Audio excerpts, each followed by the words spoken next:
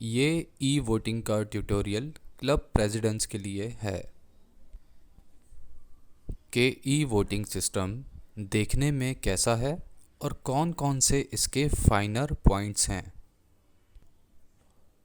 तो अब इस प्रोसेस को शुरू करते हैं और मैं आप सबको अपना जीमेल दिखाता हूँ। कभी कभी ई वोटिंग सिस्टम आपको जंक मेल में, जंक फोल्डर में, स्पैम फोल्डर में या किसी और फोल्डर में नज़र आता है, आपके इनबॉक्स में नज़र नहीं आता। लेकिन मेरे केस में ये इनबॉक्स में नज़र आ रहा है, इसलिए मैं लिंक पे क्लिक करूँगा और ये कुछ इस तरीके का नज़र आता है।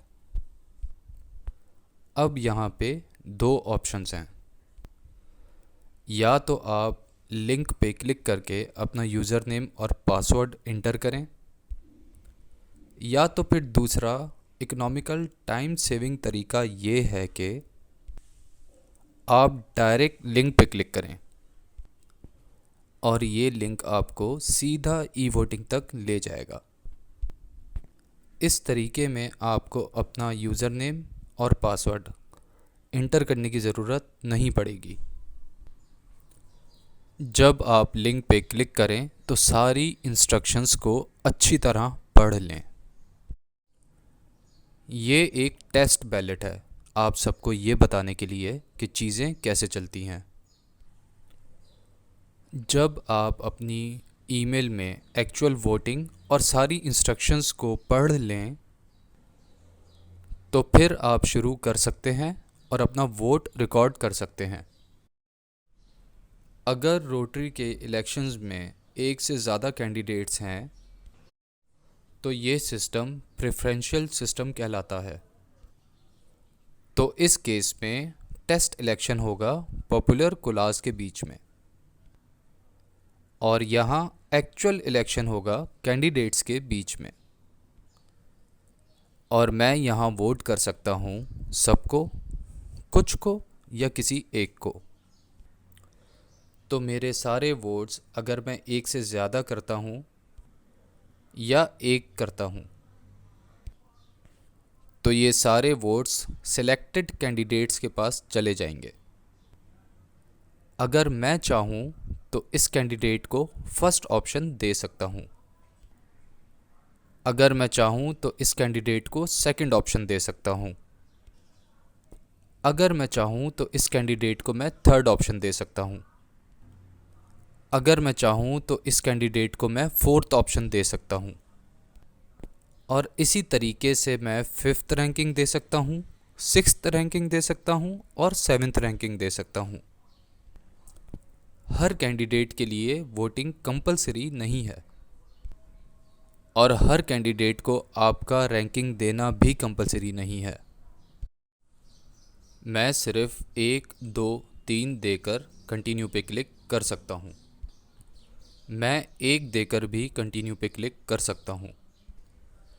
मैं 1, 2, 3, 4 देकर भी कंटिन्यू पे क्लिक कर सकता हूँ कि मैं इस कैंडिडेट को रैंकिंग नहीं दे रहा। मिसाल के तौर पर मैंने 4 कैंडिडेट्स को रैंकिंग दी है और अब मैं कंटिन्यू पे क्लिक कर रहा हूँ। अब ये मुझसे पूछेगा कि आप अपनी चॉइसेस को एक बार रिव्यू कर लें। आप एक या एक से ज़्यादा इलेक्टर्स को कास्ट कर सकते हैं। जैसा कि मैंने पहले बताया कि कुछ क्लब्स एक कैंडिडेट को वोट करना चाहेंगे, कुछ क्लब 2 कैंडिडेट्स को वोट करना चाहेंगे और इसी तरीके से कुछ क्लब्स 2 से ज़्यादा कैंडिडेट्स को वोट करना चाहेंगे। तो इस केस में मैं 4 कैंडिडेट्स को रैंक कर रहा हूँ और फिर मैं कंफर्म पे क्लिक कर रहा हूँ। मुबारक हो, आपका वोट कास्ट हो गया और अब आप अपनी वोटिंग रिसिप्ट भी जनरेट कर सकते हैं। और ये मेरी रिसिप्ट है वोटिंग की। मैंने अभी अभी 3 वोट्स किए हैं और मैंने यहाँ पे अपनी प्रेफरेंस के 4 कैंडिडेट्स को कास्ट किया। और मैं मज़ीद रेफरेंसेस के लिए इस रिसिप्ट का प्रिंट भी ले सकता हूँ। और जैसे आपने देखा, ये बहुत आसान प्रोसेस था।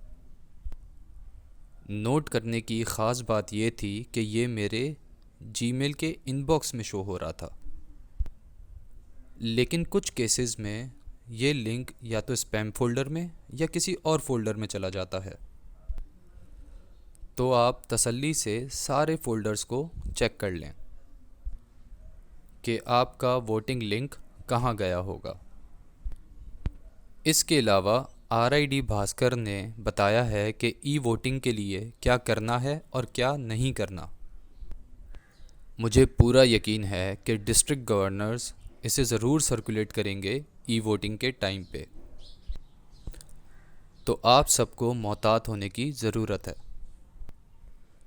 बुनियादी बात यह है कि क्लब प्रेसिडेंट्स को अपने ईमेल के पासवर्ड और यूज़र नेम का अच्छे तरीके से पता होना चाहिए, और ई वोटिंग क्रेडेंशियल्स का भी। और ये किसी भी दूसरे शख्स के साथ शेयर मत कीजिएगा, और किसी भी सूरत डुप्लीकेट पासवर्ड नहीं मिलेगा। एक दफ़ा अगर वोटिंग हो गई तो वो फाइनल कंसिडर की जाएगी। हम अक्सर सुनते हैं कि हमारा सिस्टम हैक हो गया है, हमारा ईमेल हैक हो गया है। आपका पासवर्ड सिर्फ आपके पास है। पासवर्ड हैक या मिसयूज़ होने की सूरत में किसी भी किस्म की कम्युनिकेशन को कंसिडर नहीं किया जाएगा। तो इन मामलात में एहतियात करें।